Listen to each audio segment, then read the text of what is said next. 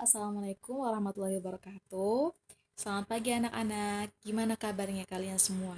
Semoga kalian semua dalam keadaan sehat ya, sehingga kita di sini dapat mengikuti pembelajaran dengan baik dan kalian dapat memahami apa yang Ibu sampaikan nanti. Ada yang kalian tahu tidak? Kira-kira pembelajaran kali ini membahas mengenai apa? Ya, pembelajaran kali ini membahas mengenai jaringan hewan, di mana KD dari jaringan hewan ini yaitu KD.3.4, yaitu menganalisis keterkaitan antara struktur sel pada jaringan hewan dengan fungsi organ dan hewan. Adapun IPK-nya yaitu menjelaskan struktur jaringan pada hewan, menjelaskan letak dan fungsi jaringan pada hewan, serta menganalisis keterkaitan antara struktur sel pada jaringan hewan dengan fungsi organ pada hewan. Nah, lanjut nih, apa sih yang kalian ketahui tentang jaringan hewan? Coba Ibu mau tahu. Ya, jaringan hewan ini merupakan sekumpulan sel-sel hewan di mana mempunyai sebuah bentuk serta fungsi yang sama, sehingga membentuk jaringan pada tubuh hewan tersebut. Nah, jaringan hewan ini bisa dibagi menjadi 4 jenis, yaitu jaringan epitel, lalu ada jaringan otot, jaringan ikat, dan jaringan saraf. Nah, untuk jaringan epitel ini merupakan jaringan yang melapisi permukaan luar dari tubuh atau membatasi permukaan suatu rongga tubuh yang ada pada hewan tersebut.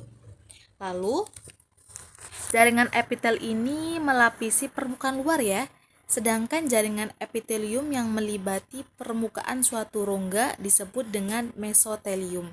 Jadi, jaringan epitel ini merupakan jaringan yang menutupi permukaan luar dari tubuh hewan tersebut. Adapun ciri-ciri dari jaringan epitel merupakan sel-sel penyusunnya ini rapat. Jadi sel-selnya ini rapat, tidak mengandung pembuluh darah dan pembuluh limfa, tetapi mengandung saraf.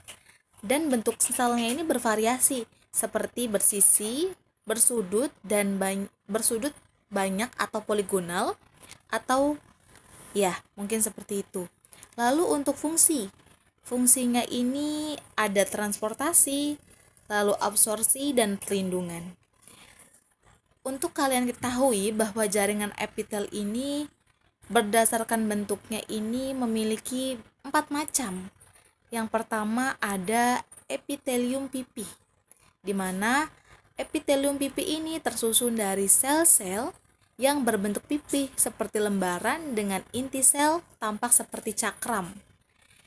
Dan biasanya ini epitelium pipi ini dibagi menjadi 2 macam, yaitu epitelium pipi selapis dan epitelium pipi berlapis. Nah, untuk epitelium pipi selapis yaitu epitelium yang tersusun dari selapis sel berbentuk pipih dan biasanya ditemukan pada alveolus atau paru-paru, lalu ada pleura atau selaput pembungkus dari paru-paru itu sendiri.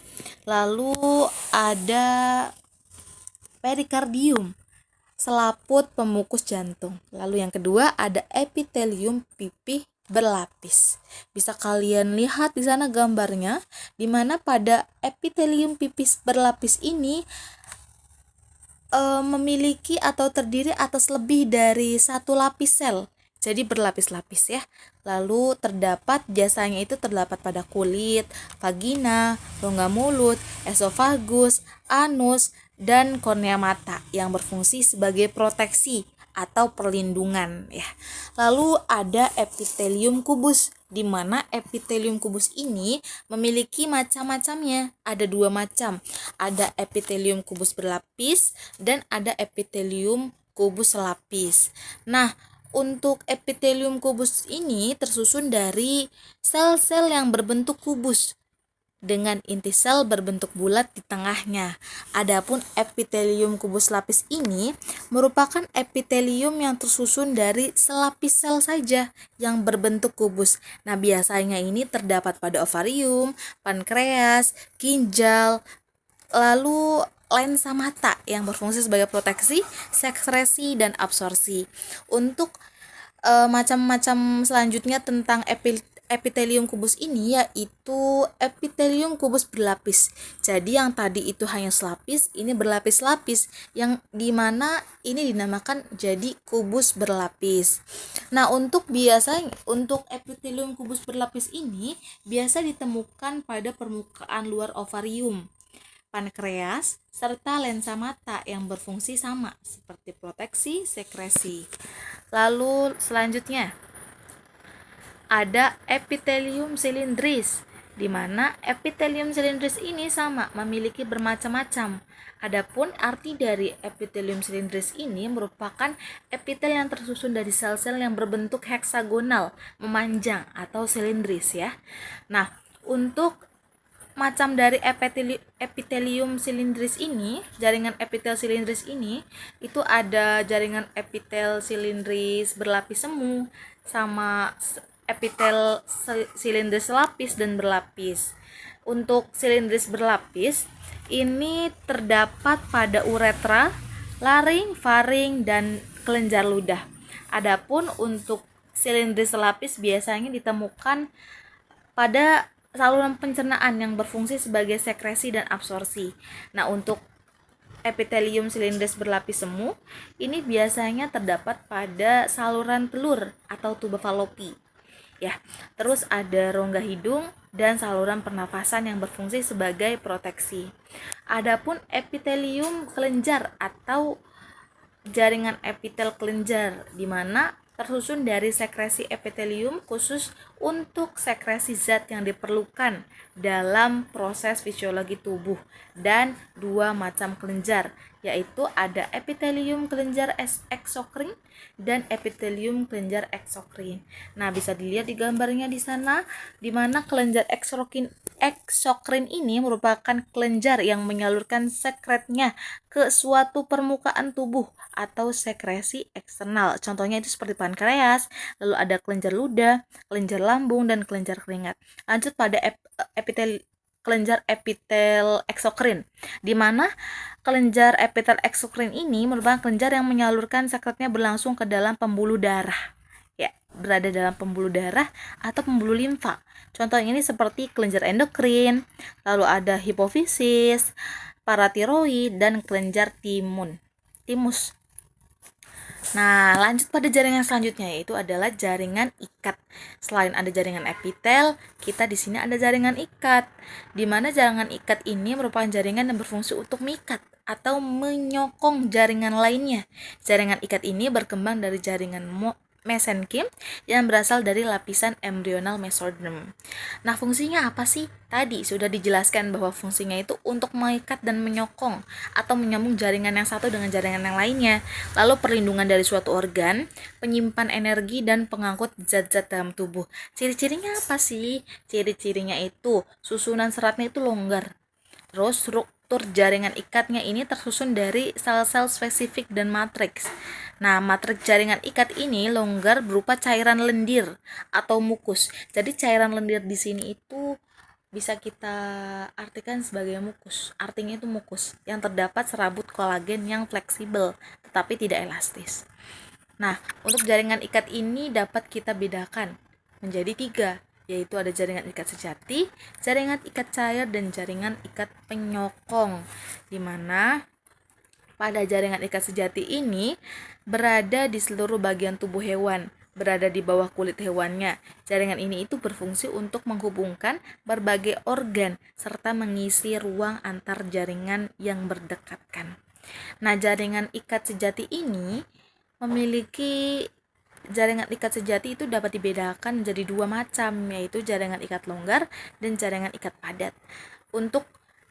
Di sini nih terlihat ada gambarnya ya, di situ kalian bisa perhatikan. Lalu ada jaringan ikat cair, di mana jaringan ikat cair adalah jaringan ikat yang sel-sel penyusunnya itu terdapat di dalam suatu matriks. Di sini itu dibagi menjadi 2, yaitu ada jaringan darah dan jaringan limfa. Lalu ada jaringan penyokong. Jaringan penyokong ini jaringan yang dapat dibedakan dari penyokong. Arti dari penyokong ini kan seperti menyokong tubuh gitu kan. Jadi yang berfungsi untuk penyokong tubuh hewan. Lalu jaringan ikat cair ini bisa dibedakan menjadi dua, yaitu jaringan tulang rawan atau kartilago dan jaringan tulang keras atau osteon. Ada jaringan yang ketiga, yaitu adalah jaringan otot, di mana jaringan otot merupakan alat gerak aktif. Jaringan otot ini terdiri atas sel-sel otot atau serat-serat otot yang tersusun dalam berkas-berkas, di mana setiap sel ototnya memiliki membran yang disebut sarkolema. Nah, fungsinya apa sih? Fungsinya yaitu sebagai alat gerak aktif karena memiliki dua kemampuan. Kemampuan tersebut ialah memendek jika sedang berkontraksi dan memanjang ketika sedang berelaksasi.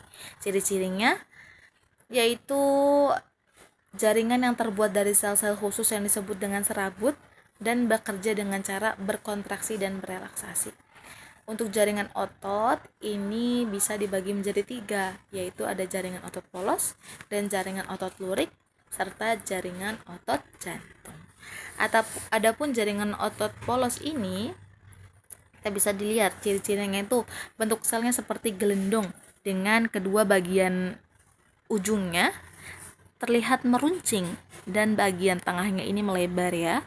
Nah, otot polos ini bersifat involunter, yaitu bekerja di luar kesadaran dan tidak dapat diperintah. Nah, jaringan otot ini bisa dibedakan menjadi dua, otot polos tunggal dan ganda. Lalu untuk jaringan otot lurik bisa dilihat bahwa dengan gambar di sini kita bisa simpulkan bahwa ciri-cirinya yaitu bentuk selnya ini silindris, panjang dengan bagian ujung-ujungnya ini meruncing, tetapi agak berbulat pada bagian yang berbatasan dengan tendonnya. Dan jaringan otot lurik ini tidak bercabang-cabang ya. Untuk jaringan otot selanjutnya itu jaringan otot jantung, di mana ciri-ciri dari jaringan otot jantung ini yaitu bentuk selnya silindris bercabang-cabang dengan percabangan dan saling bertautan, memiliki satu atau dua inti. Tuh terlihat ada satu dua atau lebih inti ya maksudnya, lalu dapat melakukan kontraksi terus menerus.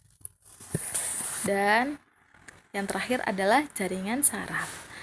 Nah, jaringan saraf ini merupakan jaringan yang berfungsi untuk menghantarkan impuls atau rangsangan. Contohnya, ketika kalian dicubit sama teman kalian, itu kalian langsung refleks kan? Nah, itu dia, impuls dari teman kalian nyubit kalian itu langsung ke otak dan menggerakkan tangan kalian untuk menghindar, ya kan? Itu yang bekerja adalah jaringan saraf karena berfungsi untuk menghantarkan impuls atau rangsangan. Lalu ciri-cirinya ini mengirim rangsangan, terus saling ketergantungan antar struktur, memiliki inti sel dan nukleus, semua aktivitas melalui otak dan sumsum tulang belakang, gitu ya. Nah, untuk jaringan saraf ini tersusun dari dua macam, ada neuron, sel saraf, dan ada neuroglia atau sel penyokong. Dimana jaringan saraf atau sel saraf atau neuron yang kalian suka denger dan terpampang jelas di kadang-kadang surat kabar atau televisi mengenai pembahasan neuron ini, jaringan otot polos yang tersusun dari sel-sel otot polos yang memiliki ciri-ciri bentuk selnya. Nah ini dia nih. Berdasarkan percabangan pada badan selnya, neuron ini dibagi menjadi tiga. Ada neuron unipolar, neuron bipolar, dan neuron multipolar.